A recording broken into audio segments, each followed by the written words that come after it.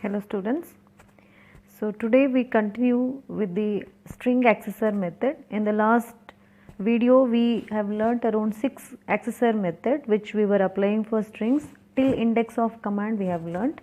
Today we are going to start, that is what the count I have written here, 7th one. So starting from one, that is from the length of command to index of command we have learnt. Now the next command we are going to learn, that is the 7th one, we are going to learn with the command last index of. So as the name is only telling, it will give you the index number of the last occurrence of the given character. So returns the index of last occurrence of specified character from a given string. Return type of this command is integer. So I have taken one string str with the data letter. I have given it in a double quote. That is how we represent the string. And the return type is integer. So I am collecting the answer in integer variable position. So when I apply to the string data type str.last index of, the parameter what we are giving is a character, so I have given it in a singlet, that is in a single quote I have given E. Last appearance of this letter E in that str will be given to that. So in that case, if you see the index number 0, 1, 2, 3, 4, 5, I have changed the color also, you all can make out. The last appearance of that letter, very first occurrence is at the index number 1. That is what we get in the command index of. Now what we are applying is the last index of. So the last appearance of the letter E is here. That is in the index number 4. So position will get the value as 4. That is what the output you are going to get. The same thing you can write on the system. The same thing. You can copy paste into the BlueJ and you can see the execution of this. I have taken the command from that. Even at home also, when I give you this notes, even you also can do the same thing. No need to retype, just copy paste and execute with this. I am converting that into the program now.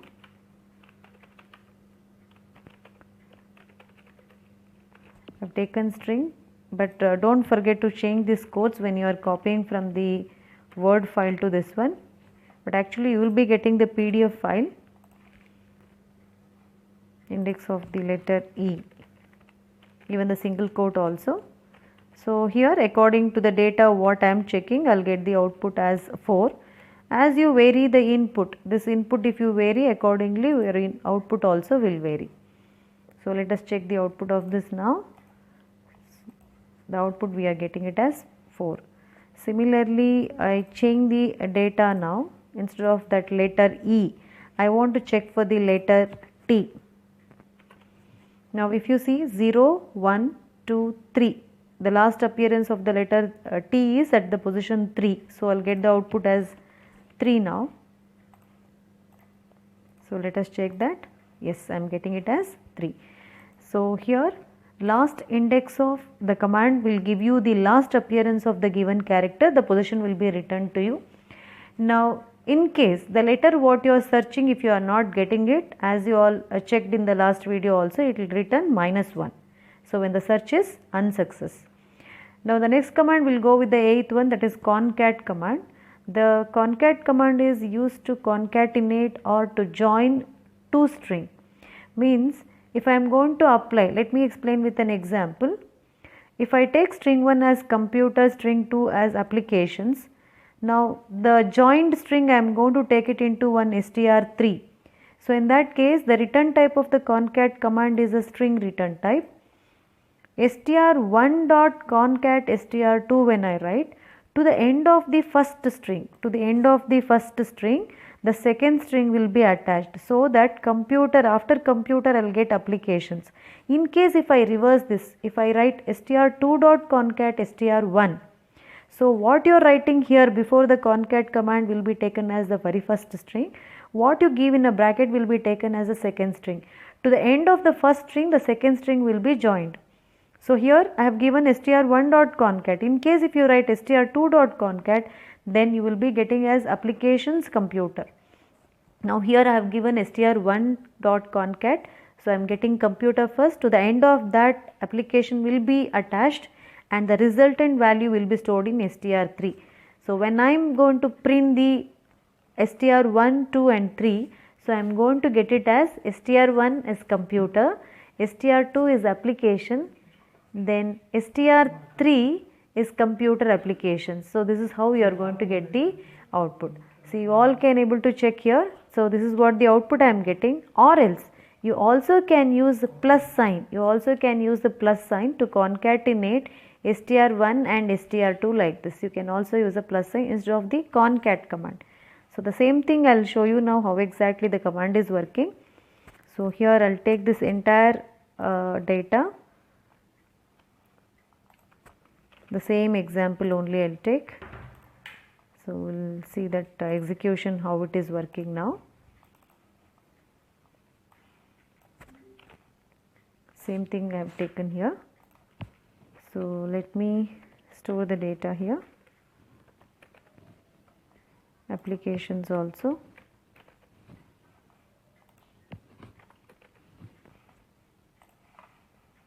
Now when I execute this, the joined one you are going to get it in str3.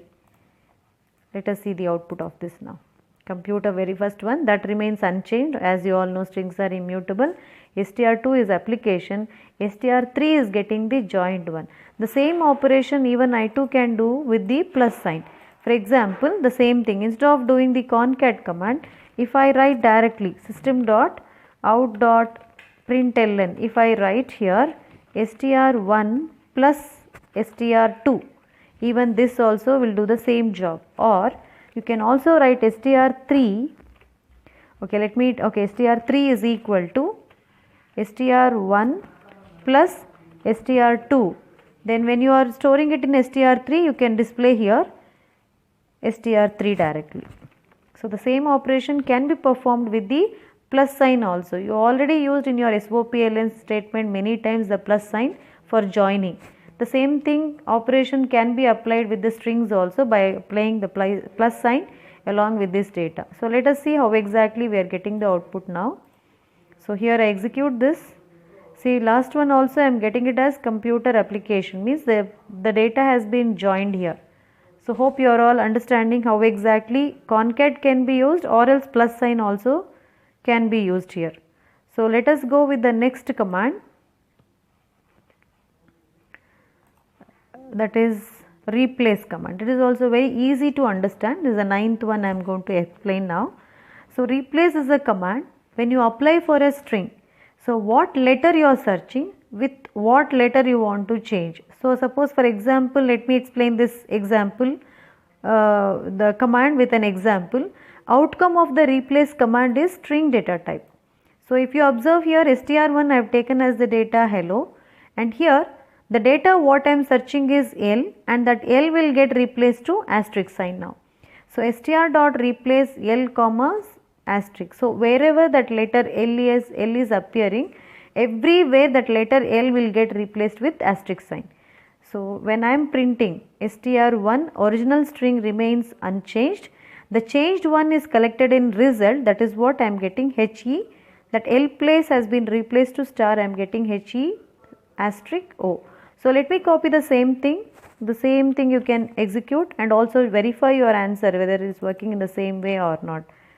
So I am just pasting the same command here. So here all of you can see this L. Now here also the command has been changed to this. I will compile this now. Okay, str1 dot replace, even there also I should change that.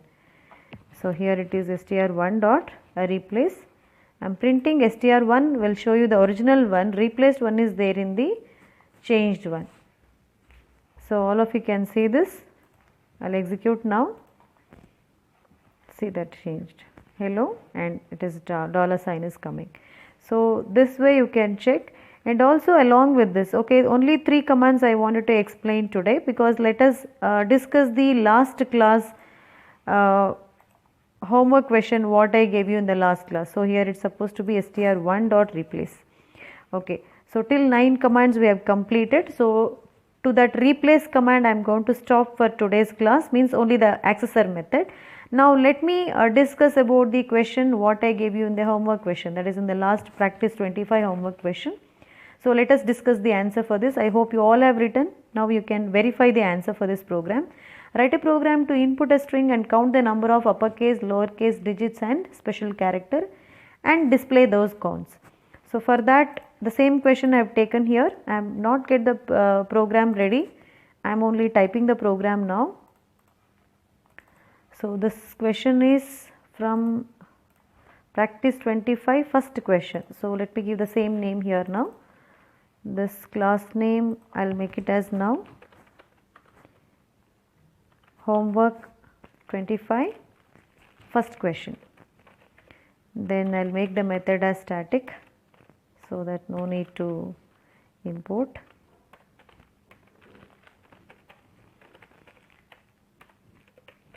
As you all know, we are going to read the string, so we require here import statement.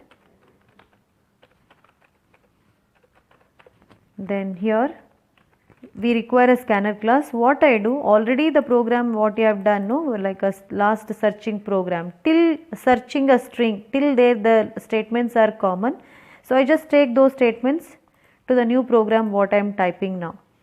So here the homework question to this, we require a scanner class, we require one string, we require one I as an index variable. Apart from that, I require here U for uppercase count, L for lowercase count and D for digits and S for special character. So these are all the counts we require for the to count the each and every uppercase the letters to count. That's what the description I'll give. As usual, you have to take a letter by letter and you have to compare that with the uppercase, lowercase digits. So you require one ch variable. Then enter a string. So till reading its statements are common. Now I start with for I equal to uppercase limit, that is uppercase counter, which is equal to lowercase and digit special character. All these are initially 0. I less than str dot length of, till the end of the string we are going to count. Then each time I will get incremented by 1. So the next statement is also very common in string variety question. Every time you take a letter by letter. So str dot character at I give. Then now I am going to check if ch is above or equal to a and ch is less than or equal to z. Now the data is there in the string. From the string I am taking a letter. For the first time I is pointing to 0. In the last video you all have understood how we are going to process letter by letter.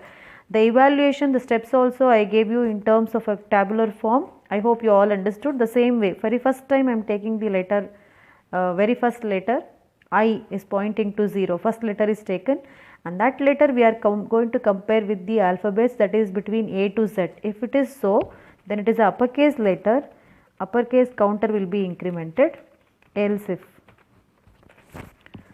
So the same thing, if it is small case, then in that case it has to be small a to z. So in that case it will be lowercase counter we are going to increment, else if. If you are going to check with the digit, then it's supposed to be 0 to 9. So here I am going to give it as 0 and the letter I will give it as 9 here. If it is 0 to 9, then we are going to count a digit. Otherwise, if it is not uppercase, not lowercase, not a digit, definitely it has to be special character. So that is what the end of the for loop now. Now we are going to write how many SOPLN statement? We are going to write 4 SOPLN because we have taken a 4 counter. So the last we are going to display the number of time that appears, the count. So that one I am going to write it as here 4 SOPLN. One is uppercase plus u is the counter which is going to give you the uppercase counter, then lowercase digits special character, then the program will end. So the next one is the lowercase number of lowercase here.